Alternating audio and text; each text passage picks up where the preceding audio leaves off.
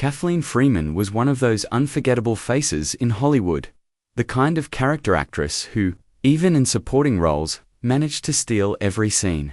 With a voice as sharp as her comedic timing and a presence that demanded attention, Freeman appeared in over 100 films and countless television shows during a career that spanned more than 5 decades.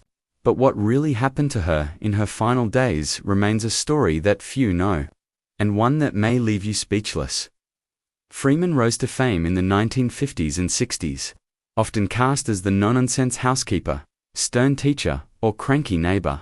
She was a favorite of director Jerry Lewis, appearing in several of his films, including The Nutty Professor and The Disorderly Orderly. Her brassy delivery and uncanny ability to play tough but lovable made her a staple of American comedy. But behind the laughter, Freeman's personal life was remarkably private. Unlike many of her peers, Freeman never courted the spotlight off camera. She never married, had no children, and kept her personal relationships out of the tabloids. But what many fans didn't know was that she had a long-term partner, Helen Ramsey, a woman with whom she shared her life for many years. At a time when Hollywood was anything but accepting of LGBTQ relationships, Freeman kept this part of her identity close to her heart, sharing it only with trusted friends.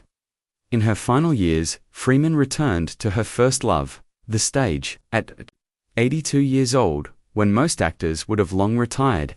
She took on the demanding role of the piano-playing housekeeper, Sister Mary Lazarus, in the Broadway musical, The Full Monty.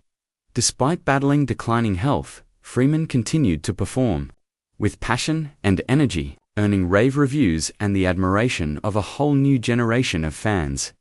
But tragedy struck in August 2001, just days after receiving a Tony Award nomination for her role in The Full Monty.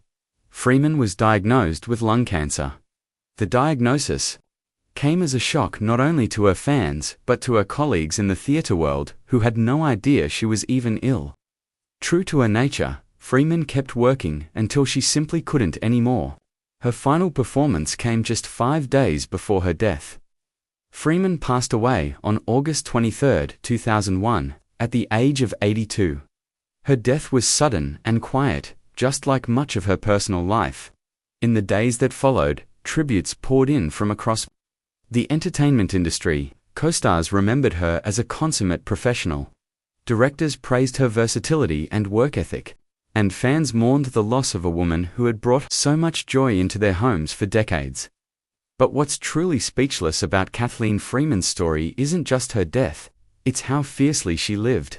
In an industry obsessed with youth, glamour, and the spotlight, Freeman built a career on grit, talent, and character. She never played by Hollywood's rules, never chased headlines, and never apologized for being exactly who she was. In the years since her passing, legacy has only grown. Her performances are now studied in acting classes. Her film and TV roles have become cult favorites, and her story of a woman who quietly broke barriers and remained true to herself continues to inspire. For those who remember Kathleen Freeman as the grumpy maid or the exasperated teacher, the real story behind her life and death is even more powerful than any role she ever played. It's a story of quiet courage, enduring talent, and a final act that even now leaves us speechless.